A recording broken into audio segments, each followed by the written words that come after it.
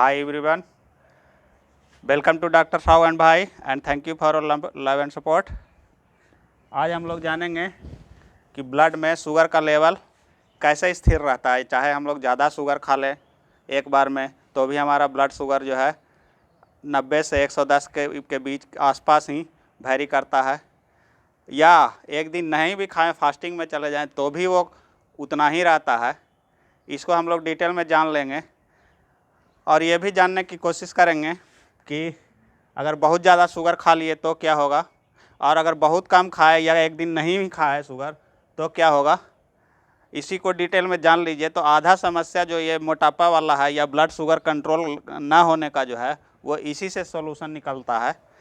अगर एक बार में नहीं समझ में आएगा तो इस वीडियो को बार बार रिपीट करके देखिएगा और समझ में आएगा ही, और समझ में आएगा तो आप लोगों को बहुत मदद मिलेगा मोटापा कम करने, ज़्यादा करने, शुगर कम करने और ज़्यादा करने में। तो चलिए आज का वीडियो प्रारंभ करते हैं।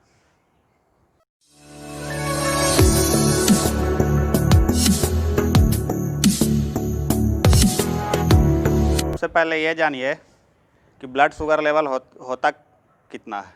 जब हम लोग फास्टिंग में टेस्ट कराते हैं तो वो 80-90 मिनिमम होता है और मैक्सिमम 110 तक जा सकता है। और अगर पीपी में टेस्ट कराते हैं, मैंने पोस्ट पेरेंडियल मतलब खाने के बाद वाला, तो मैक्सिमम 140 तक जाएगा या उससे ऊपर जाएगा तो उसको शुगर का खतरा होने का रहेगा, या और ज़्यादा चला जाएगा तो शुगर हो ही जाएगा। तो ब्लड शुगर की जब भी हम बात करेंगे तो ब्लड ग्लूकोज की ही बात करेंगे, क्योंकि जब भी हम लोग कुछ खाते हैं कार्बोहाइड्रेट तो पिछला वीडियो में बता ही दिए थे कि वो ग्लूकोज में ही बदलेगा, टूटेगा, तभी हमारा इंटेस्टाइन एब्जॉर्ब करेगा और वही जा करके ब्लड में ग्लूकोज ही जाएगा। ठीक है, तो मान लीजिए सबसे पहले हम लोग कोई कार्बोहाइड्रेट खाते हैं, जैसे रोटी खाए, रोटी एक कार्बोहाइड्रेट का स्रोत है, या चावल खाए। तो मानिए कि रोटी खाते हैं, जब हम लोग ब्रेड खाए तो उसको डाइजेस्ट कर दिया हमारा पेट, डाइजेस्ट करके क्या में बदलेगा, ग्लूकोज में बदलेगा, और ग्लूकोज जो है ब्लड में ब्लड में जाएगा तो धीरे धीरे बढ़ने लगेगा ब्लड ग्लूकोज का लेवल। तो ब्लड शुगर का लेवल जैसे ही बढ़ने लगेगा, ठीक है, और 100 से ऊपर जैसे ही जाने लगेगा, 110 के ऊपर, तो इंसुलिन जो है पैंक्रियाज रिलीज कर देगा। पैंक्रियाज एक ड्यूअल ग्लैंड है जो हम लोग के एब्डोमेन में रहता है, इंटेस्टाइन के भी नीचे रहता है, माने स्टोमक बेड में रहता है वो, है ना, वो आगे में नहीं रहता, नाभि के जस्ट पीछे, नाभि के बाद इंटेस्टाइन के पीछे वो रहता है। इंटेस्टाइन में ही शुगर कंट्रोल करने का दोनों ग्लैंड निकलता है पैंक्रियाज से। वो एक होता है इंसुलिन जो ब्लड शुगर लेवल को घटाता है, और एक होता है ग्लूकागोन जो ब्लड शुगर लेवल बढ़ाता है। मतलब कि पैंक्रियाज जो है हमारे ब्लड शुगर का एक ठेकेदार टाइप का है, कॉन्ट्रैक्टर है, उसको बढ़ाएगा घटाएगा, उसको कंट्रोलर कहिए, ठेकेदार नहीं, कंट्रोलर। तो ये बीटा सेल्स ऑफ पैंक्रियाज से जो है इंसुलिन रिलीज हो जाएगा। इंसुलिन का काम है, इंसुलिन एक एनाबॉलिक हार्मोन है, ठीक है, कंस्ट्रक्टिव हार्मोन को बॉडी में जो कंस्ट्रक्टिव वर्क करता है उसको एनाबॉलिक हार्मोन कहते हैं। तो और भी फंक्शन है इंसुलिन का, लेकिन एक मेन फंक्शन है शुगर लेवल डाउन करना। तो ये डाउन करना चालू करेगा, रिलीज हो जाएगा 110 के बाद, 100 या 110 होगा तो इंसुलिन रिलीज हो जाएगा। उसके बाद किस तरह से डाउन करेगा ये देखिए। तो ब्लड में ग्लूकोज जमा हो रहा है, बढ़ रहा है, तो पहले तो ये आदेश देगा, ये आदेश करेगा लीवर के और मसल्स टिश्यू के कि शुगर आ गया है ब्लड में, तो वो ग्लाइकोजन बनाओ। बताए थे glycogen is the complex carbohydrate which is stored remains stored in liver and muscle. Liver और मसल्स में हमारा ग्लूकोज जो है ग्लाइकोजन के फॉर्म में स्टोर्ड रहता है, तो उसको ग्लाइकोजन में बदलने लगता है। देख रहे हैं, इंसुलिन जो है ग्लाइकोजन बनाना चालू कर देगा लीवर में और मसल्स में, और यूज करने में भी मदद करता है इन मसल्स में। तो एक सीमा है, बतलाए थे कि ह्यूमन एडल्ट में 500 ग्राम तक ये स्टोर्ड रह सकता है, तो 500 ग्राम तक का स्टोर्ड होगा ये, ठीक है, मसल्स में और लीवर में 500 ग्राम तक का स्टोर्ड होगा। तो उससे भी अगर ज़्यादा खा लिए तो क्या होगा, और स्टोर्ड होगा तो थोड़ा सा शुगर लेवल फॉल करने लगेगा। लेकिन फिर और ज़्यादा अगर हम शुगर खा लिए, जैसे खाने का 2 रोटी खा लिए, 5 रोटी, 6 रोटी, 10 रोटी, तो फिर क्या होगा कि स्टोर्ड फॉर्म भी भर गया हमारा, जो गोदाम है हमारा मसल्स में शुगर का और लीवर में जो है दोनों गोदाम भर गया। तो जब भर जाएगा तो क्या होगा, बतलाए थे कि सेल्स जो है फिर फैट टिश्यू में उसको ग्लूकोज को बदलने लगेगा। बताया था ना, स्मूथ इंडोप्लाज्मिक रेटिकुलम जो है फैट सेल्स में बदल जाएगा, वो एडिपोज टिश्यू उसको कहते हैं। Stored form of the fat is adipose tissue. तो एडिपोज टिश्यू में यह बदलाने लगेगा, ठीक है, अगर ज़्यादा मात्रा में हम ग्लूकोज खा लेने लगेंगे तो। और अगर एक्सरसाइज वगैरह किए या कुछ करने लगे, चल फिर रहे हैं, तो थोड़ा वो उससे भी खपत होते चला जाएगा। और जितना ज़्यादा एक्सेस में हम लोग खाएंगे उतना ज़्यादा फैट स्टोर होते चला जाएगा, ठीक है, देख रहे हैं, इससे मोटापा बढ़ते चला जाएगा। स्टोरेज फॉर्म भी भर गया, हमारा ग्लूकोज का गोदाम जो है वो भर गया, तो फिर वो हो जाएगा, फैट में बदल जाएगा, हम लोग फिर मोटे होते चले जाएंगे।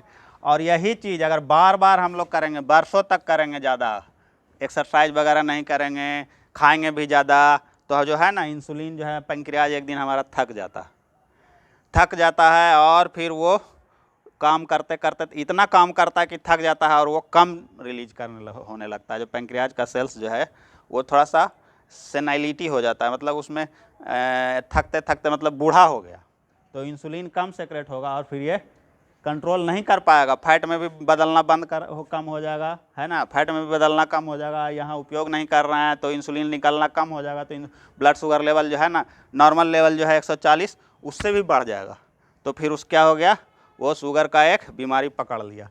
अगर शुरुआत में हम लोग इसको देख कंट्रोल कर लेते हैं ना, जैसे ही हम लोग को पता लग गया कि शुगर मेरा बढ़ने लगा, तो खूब एक्सरसाइज करने लगे, खान पान में शुगर कम कर दिए, तो ये कंट्रोल हो जाता है, बढ़िया से कंट्रोल रहता है, ज़िंदगी भर रह जाता है, कुछ जेनेटिक्स फैक्टर जो जहाँ काम करते हैं उसको छोड़ करके, ठीक है। और अगर नहीं कर पाए तो पैंक्रियाज का सेल्स और बूढ़ा होते चला जाता है, बूढ़ा, और इंसुलिन का फॉर्मेशन और कम करते जाता है, ठीक है। मसल्स में जो है इंसुलिन जो है, सेल्स में जो है ग्लूकोज का उपयोग कम होने लग जाता है, फिर जो है शुगर घटते ही मैंने बढ़ते ही चला जाएगा आपका, और ये कंट्रोल नहीं होगा। फिर आप दवा खाते रहिए, दवा से भी नहीं होगा कंट्रोल, एक दिन तो ये तो बूढ़ा होते चला जाएगा, हम खाने में कंट्रोल नहीं करेंगे तो एक दिन तो बूढ़ा होता ही चला जाएगा और एक दिन डेड भी हो जा सकता है, तो फिर इंसुलिन लेना पड़ जाएगा। अगर इंसुलिन निकलेगा ही नहीं है, एकदम कम हो जाएगा, तो एक दिन इंसुलिन लेना पड़ जाएगा, ठीक है, उसका तो अलग बात है, अलग कभी वीडियो में चर्चा करेंगे। लेकिन अभी हम लोग देखते हैं कि अगर ये जो है ग्लूकोज लेवल बढ़ गया तो फिर ये, और हम लोग लिमिट मात्रा में ही खाए, शुगर जो है हम लोग अगर लिमिट मात्रा में खाएंगे तो ग्लाइकोजन फॉर्म में ही स्टोर हो गया, 500 ग्राम स्टोर होते होते हम लोग अब उतना से ज़्यादा खा ही नहीं रहे, तो ग्लाइकोजन स्टोर हो रहा है, ग्लूकोज जो है ग्लाइकोजन में बदल रहा है, तो फिर जब बदल रहा है तब धीरे धीरे घट भी तो रहा है, वो ग्लाइकोजन में बदलते जा रहा है तो धीरे धीरे घट रहा है ना, तो वो जो है फिर शुगर लेवल ड्रॉप होना चालू हो जाएगा। अगर हम लोग ज़्यादा नहीं खाएंगे, जितना ज़रूरत है उसी के हिसाब से खाएंगे, तो जैसे ही ड्रॉप होते होते 90 ग्राम के आसपास आता है शुगर ब्लड में, ब्लड शुगर 90 हो जाता है, तो फिर ये ग्लूकागोन निकलता है हमारे पैंक्रियाज से, beta cell alpha cells of the pancreas जो है ग्लूकागोन को निकालता है, और ग्लूकागोन जो है फिर से अगर खाना खा लिए और शुगर फिर बढ़ गया तो ठीक है, और नहीं तो खाना खाए तो शुगर आ गया तो ठीक है, नहीं तो ग्लूकागोन जो है फिर से लीवर और मसल सेल्स के ग्लाइकोजन को ब्रेक करने लगेगा, जो कि एक अच्छा चीज़ है। ये प्रक्रिया जो है ना, ग्लाइकोजन फॉर्मेशन और ग्लाइकोजन का टूटना, ये ज़िंदगी भर चलता रहता है और चलता रहना भी चाहिए।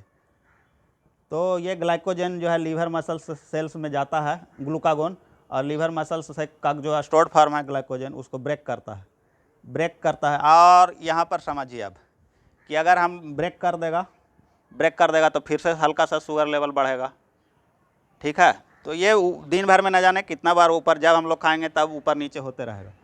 और अगर हम लोग नहीं खाए तो अब ये भी प्रश्न तो उठता है कि शुगर खाएंगे ही नहीं, एक दिन फास्टिंग रह लिए या जितना ज़रूरत है उससे भी कम खा लिए तो, और इसका पूरा स्टोर ख़त्म हो गया, लीवर का, मसल्स का लगभग पूरा स्टोर पूरा तो नहीं ख़त्म, लेकिन हो गया, मान लीजिए पूरा ख़त्म हो गया। तो अब वो जो जमा हो गया था एडिपोज टिश्यू, हमारे शरीर में जो फैट्स रहता है उसको तोड़ेगा, सेल्स सब जो है हमारा तोड़ देगा, ठीक है। जब तोड़ देगा और उसी को बदल देगा ग्लूकोज में, और ये प्रक्रिया फिर तब तक चलेगा जब तक हम लोग फिर से ग्लूकोज खा न लें, और उतना है खा लेना, मतलब ना खा लें कार्बोहाइड्रेट जितना कि हमें ज़रूरत है, उससे भी ज़्यादा खा लेंगे तो फिर जमना चालू हो जाएगा।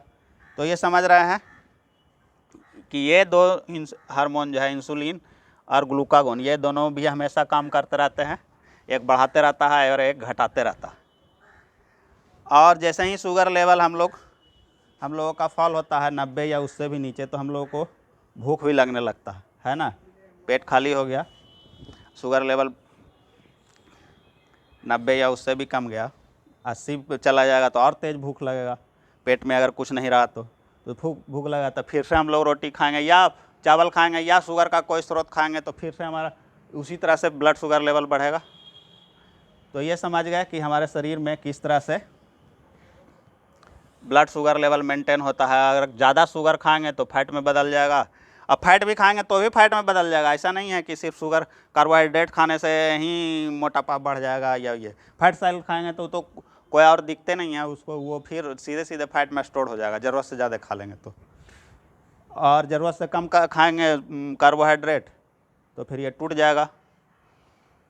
तो ये अब आप लोग खुद सोचिए कि ये जो है हमारे शरीर का ही चीज़ है, जो हम लोग मोटापा घटाने के लिए जो जादू का पुड़िया खोजे चलते हैं इस दुकान में, डिब्बा पाउडर, ये हर्बल प्रोडक्ट, ये प्रोडक्ट, तो इसको आप बार बार देखिए या समझिए, तो आप लोगों को क्लियर हो जाएगा कि हम खुद भी वज़न घटा सकते हैं और वज़न बढ़ा भी सकते हैं, है ना।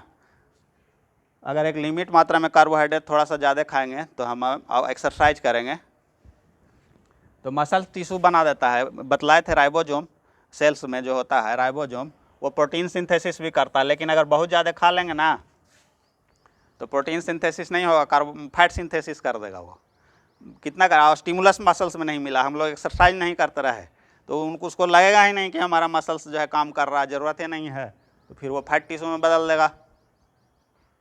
ठीक है, तो आज के वीडियो में इतना ही। आप लोग जान लिए कि शुगर में का मेंटेनेंस जो है हमारे शरीर में ब्लड में किस तरह से होता है। अब हम लोग प्रोटीन के बारे में नेक्स्ट वीडियो में जानेंगे। तब तक के लिए जय हिंद।